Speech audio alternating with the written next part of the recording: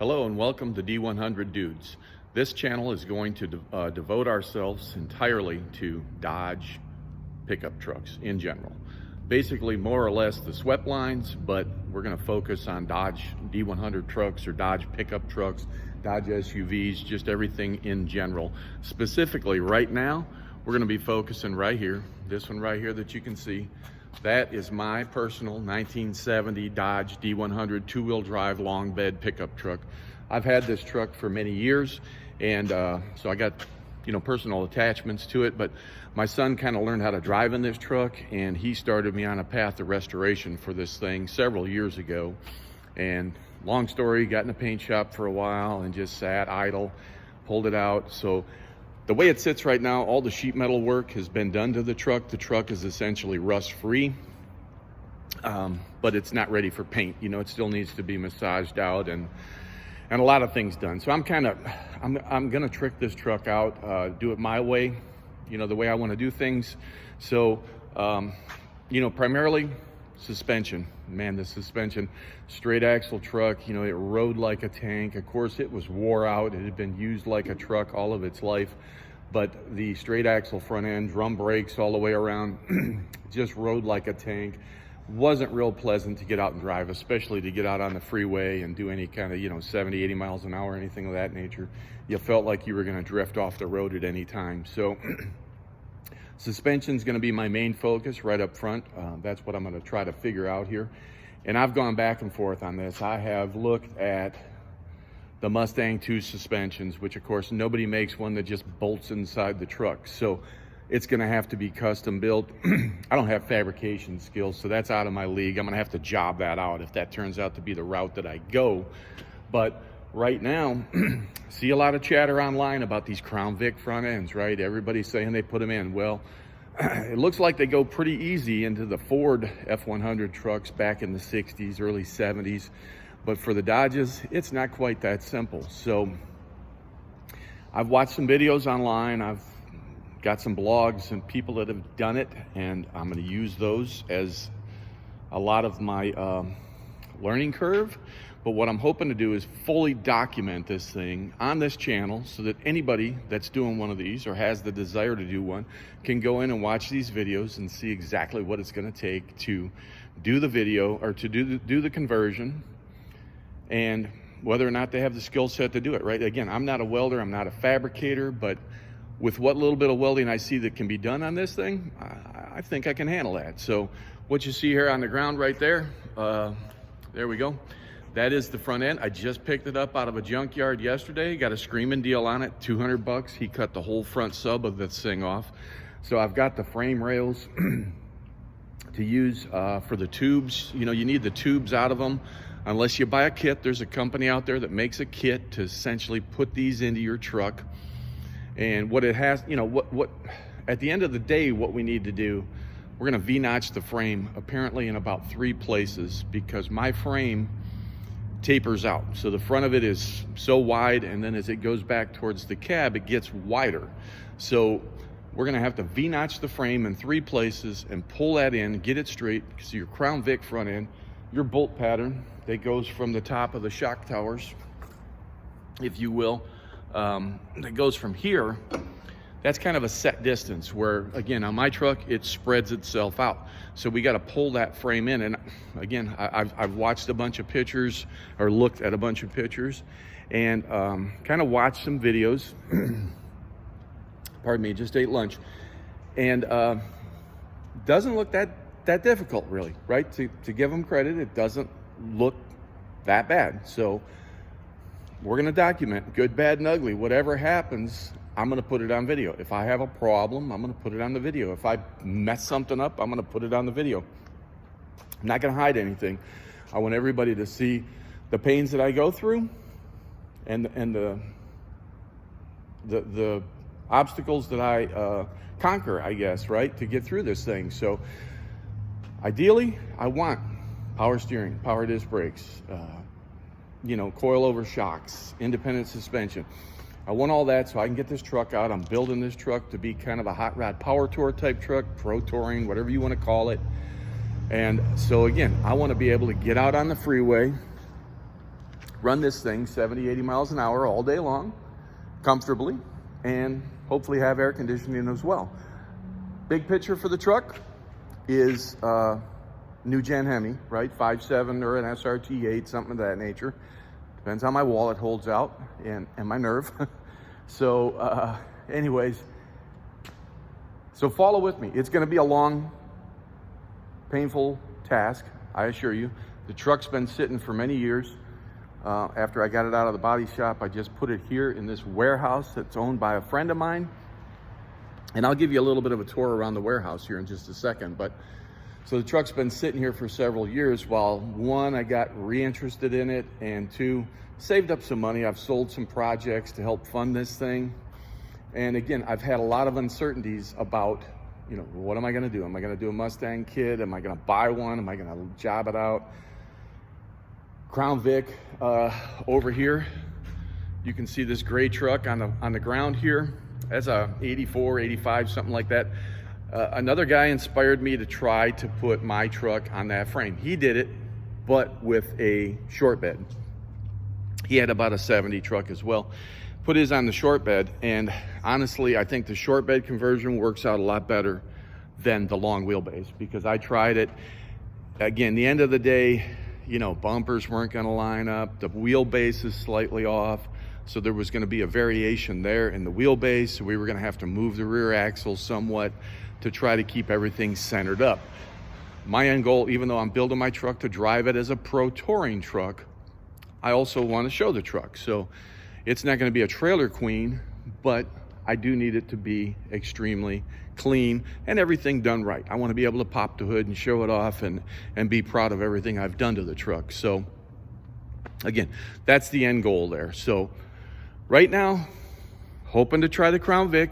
We got many Sweptlines here in the warehouse. So I think our goal right now, our plan is we got several frames on the other side of the warehouse here that we're gonna just take one of those frames from the same era as my truck so that there's no discrepancies. And that's gonna be our guinea pig. We're gonna trial fit everything into that frame. That's gonna be our lessons learned truck, right? So, our frame. Then when we decide, yeah, okay, I like it, I like the way it looks, or, you know, it's good or it's bad, then if we decide it's good, then we're coming over to my truck. I'm gonna strip the body back off of here. Right now, the bed's just sitting on there. The cab is somewhat bolted down. The front fenders are, again, somewhat bolted down. I had it down to the frame. I was gonna send it to a chassis shop, and he wanted me to put the body back on it so that he could make sure everything was centered. You know, my rear wheels, he was gonna drop my rear axle and do a custom built Mustang 2 type front end.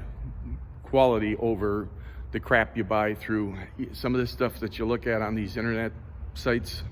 You know, I felt uncomfortable against them. He strongly warned me against them. And this is a guy that has many, many years experience, and he wasn't just badgering it to get the work. You know, I never promised him I was bringing him the truck. So that was my longest goal. And again, here lately, there's more and more stuff becoming available for these Crown Vic conversions.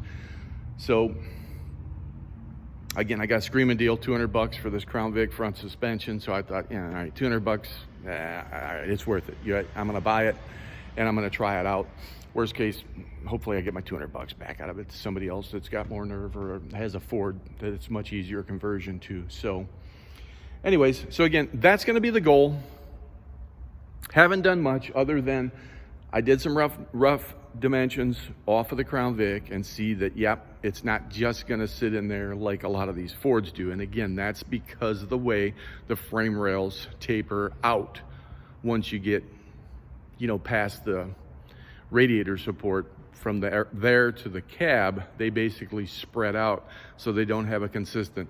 And I think 35 inches from what I see online is the magic number that we need to keep these frame rails apart. That's the magic number for the bolts, maybe.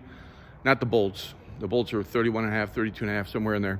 Anyway, we'll go through all that as we progress. So again, let me turn the camera around and I'll give you guys a little bit of a tour of the warehouse here. And again, there's a lot of really cool stuff here to be seen.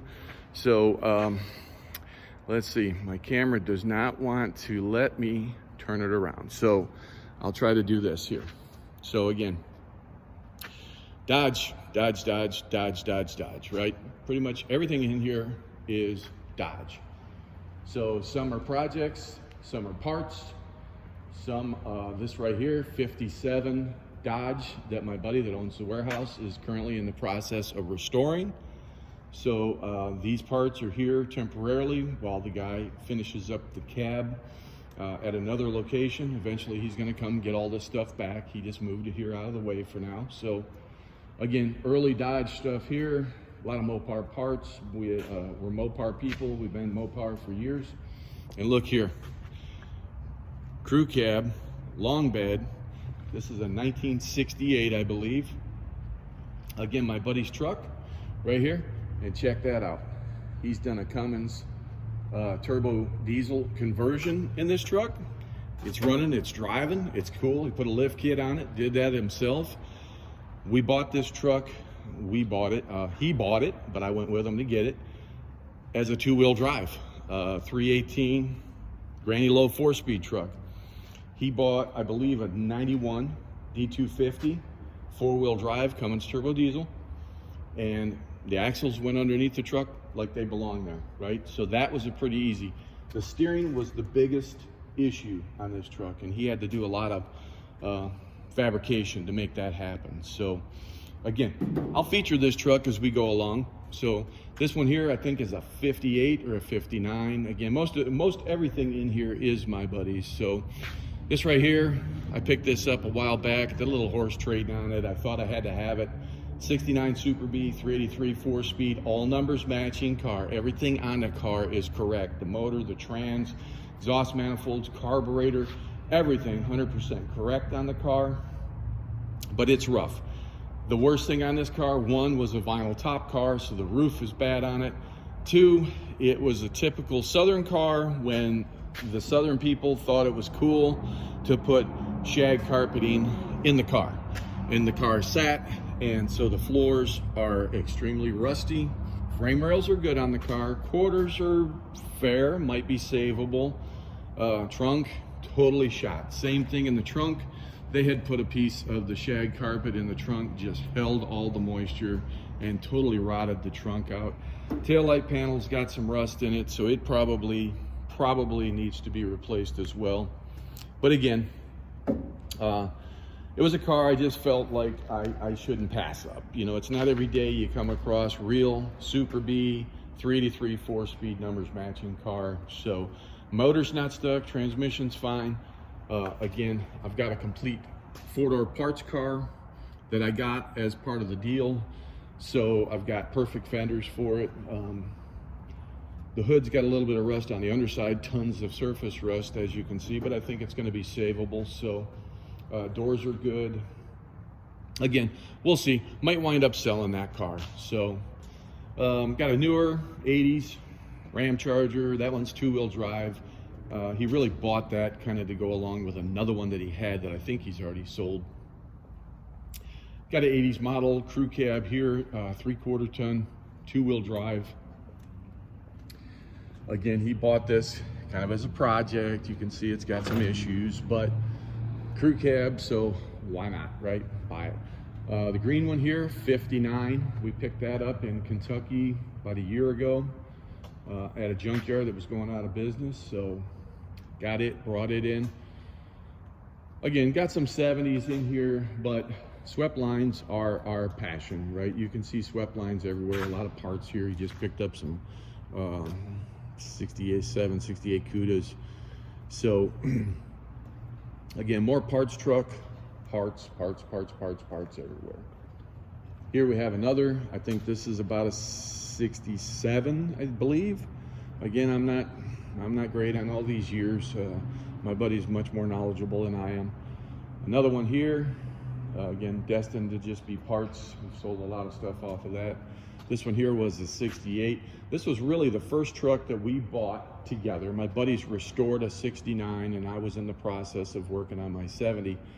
And we found this truck, and unfortunately, looking back, and I was so deep into mine already, this truck was super clean. Probably the cleanest one that we've ever bought, but unfortunately I needed floor pans, fenders, he needed the bed, so unfortunately you can see what we did to this thing. We cut it up, we parted it out, so hate that we did it at the time.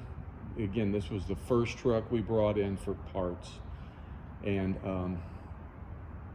looking back, boy, I wish we wouldn't have done what we did to it, but is what it is. Life goes on. They've gotten much more collectible since we purchased this truck. 67 Barracuda, looks nicer than it probably is. He just recently acquired that. The bed off the 68.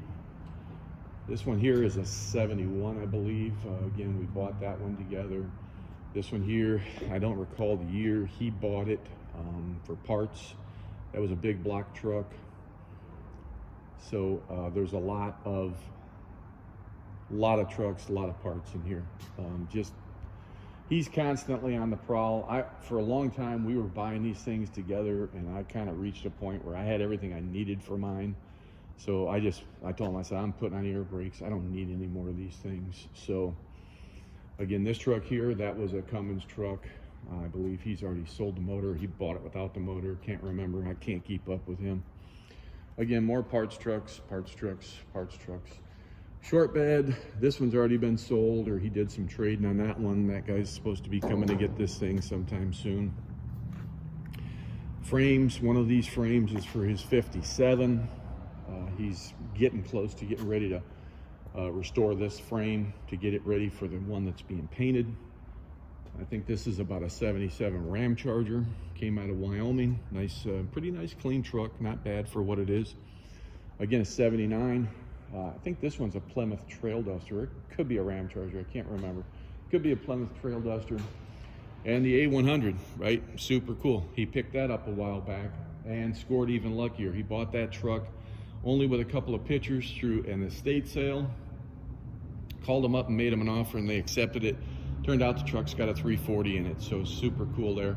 Obviously not the original motor, but 340, and not a bad little ride. Got a lot of new parts with it. I don't know what the guy that owned it, what his plans were, but obviously he was gonna have fun with it. It's got these big old meats, a lot of new parts. So again, we'll wander over to the other side of the warehouse here. This is essentially two warehouses that are butted up side to side. And this side he uses more for storage, but he is going to start using a little bit of storage over here. You can see he's got the old farm truck here. Super cool, super cool. This thing he bought it unfortunately for parts for his 57, so he's used a couple panels off that, but he's going to put it back together with the panels that came off of the 57. So another Ram Charger, another short bed truck here, another Plymouth Trail Duster. Got a ton back there, truck, another Ram Charger or Trail Duster, another Sweptline. That's a long bed, 2-wheel drive. It's already been sold as well. So again, frames, you know, we've used bits and pieces of everything everywhere. So I will keep you guys up to date, and we will continue to make videos. And again, the focus of the first few in this series going to be off camera. I'm going to get my bed off of my frame, so that part will be done. Next time I have a video, the body of my truck will already be off there. We'll be just looking at a bare frame, because I need to center line that thing and get it up on jack stands, start taking all my measurements and deciding if I'm really going to pursue that angle. So that's the plans. Again, bear with me, like my channel, watch for it. If you subscribe, you know, it's no obligations, no hassle, nothing like that. You're just going to get notifications that I've posted a new video. And I'm hoping to do these videos fairly frequently. We'll see what happens, but I'm hoping to do these videos fairly frequently so that it keeps me motivated, keeps me moving in the right direction on my truck. So I go to the Woodward Dream Cruise in Detroit every year. Don't know if you guys have ever been there, but fantastic cruise all week. You know, it's a one-day show, but it's turned into really an all-week thing, and it's crazy. But long story short, I'm tired of being a spectator. I want to get this truck done so I can take it out there and participate in the cruise and have something to show off. So subscribe, watch my videos and like them, comment, especially if you've been down the road on what I'm trying to do and you've got some pointers, throw them out there. I'll try them, or I'm going to look at it and say, I don't know, I think I'm going to try this other avenue, you know, or somebody had a better idea, whatever. But by all means, share your experiences with me. I'll share them on this channel so that people can hopefully watch and learn and make less mistakes as this thing goes along. So for now, again, D100 dudes, watch for the channels, guys. Appreciate it. Take care.